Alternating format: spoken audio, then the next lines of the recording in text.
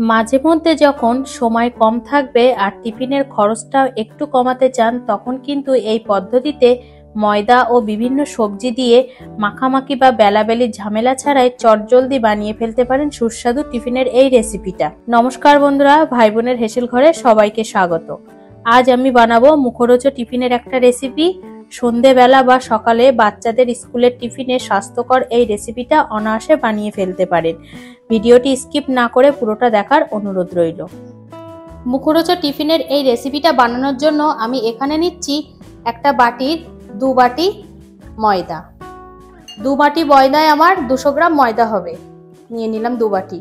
এবার ময়দার মধ্যে দিয়ে দেবো 1/4 চামচ লবণ। এবার দিয়ে দেবো একটা ডিম ফাটিয়ে। এবার এর মধ্যে দিয়ে দেবো অল্প অল্প করে জল। এবার একটা হ্যান্ড ব্লেন্ডারের সাহায্যে এইভাবে আমি মিশিয়ে নেব। আবার একটু জল দিয়ে দেব। এইভাবে অল্প অল্প জল দিয়ে দিয়ে মেশাবো। নর্মালি আমরা এগ রোল বানাতে গেলে রুটি বেলা, ছ্যাঁকা বা বানাতে অনেক সময় লেগে যায়। সেক্ষেত্রে যখন সময় কম থাকবে, এইভাবে মাখা সেঁকার ঝামেলা থেকেই এইভাবে কিন্তু এটা বানানো যাবে এবং খেতে কিন্তু খুব সুন্দর হয়। এইভাবে অল্প অল্প করে জল মিশিয়ে মিশিয়ে আমি একটা ব্যাটার বানিয়ে নেব।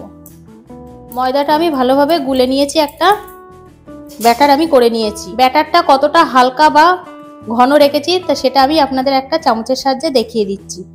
এখানে অল্প অল্প করে জল দিয়ে দিয়ে মেশাতে হবে, ব্যাটারটা বানাতে হবে, না হলে কিন্তু বেশি হালকা হয়ে যাবে। বেশি হালকা হলে কিন্তু ভালো হবে না।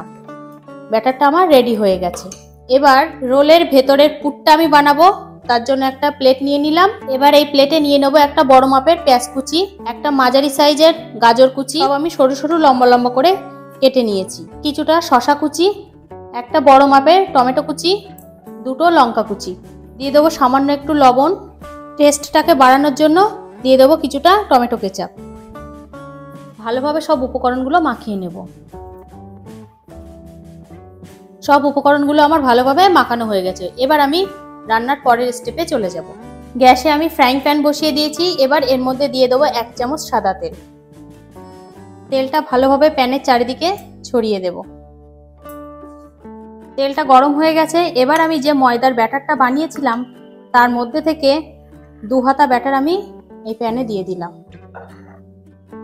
এবার ভালোভাবে ঘুরিয়ে ঘুরিয়ে চারিদিকে ছড়িয়ে দেব।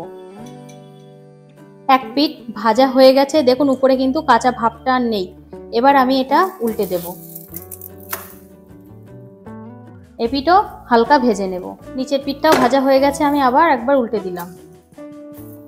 এবার যে পুরটা বানিয়েছিলাম তার থেকে অল্প একটু পুর আমি এর মধ্যে দিয়ে দিলাম। ঠিক এইভাবে ছড়িয়ে দিলাম। এবার এক পাশ দিয়ে এইভাবে ফোল্ড করে দেব। ঠিক এইভাবে বাদামি করে একটু ভেজে নেব। 2 পিঠ বাদামি করে ভেজে নিয়েছি। এবার আমি এটা তেল থেকে তুলে নিলাম। একই রকম পদ্ধতিতে আমি আবারও বানিয়ে নেব। দিয়ে দেব 2 হাতা ব্যাটার, চারিদিকে একটু ছড়িয়ে নেব। এক পিঠ হয়ে গেছে, আমি উল্টে নিয়েছি। এবার আমি এর মধ্যে দিয়ে দেব আবার একটু পুর। হাতে যখন সময় কম থাকবে বা সকালে বাচ্চাদের স্কুলের টিফিনে বা অফিসের জন্য এরকম ধরনের রেসিপি কিন্তু অবশ্যই বানাতে পারেন কম সময়ের মধ্যে এবং স্বাস্থ্যকর একটা রেসিপি কিন্তু। এবার এটা আস্তে আস্তে ফোল্ড করে দেব। রেডি হয়ে গেল আজকের এই মুখরোচক টিফিনের রেসিপিটা। এটা এখন গরম গরম খেতে কিন্তু দুর্দান্ত লাগবে। আপনারাও বাড়িতে বানিয়ে ফেলুন এইভাবে এবং কেমন হলো অবশ্যই কমেন্ট করে জানাবেন কিন্তু। আজকের রেসিপিটা তাহলে এই পর্যন্ত।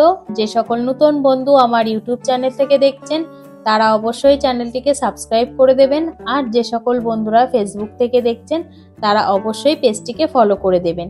আজ তাহলে এই পর্যন্ত, দেখা হচ্ছে পরের কোনো রেসিপিতে।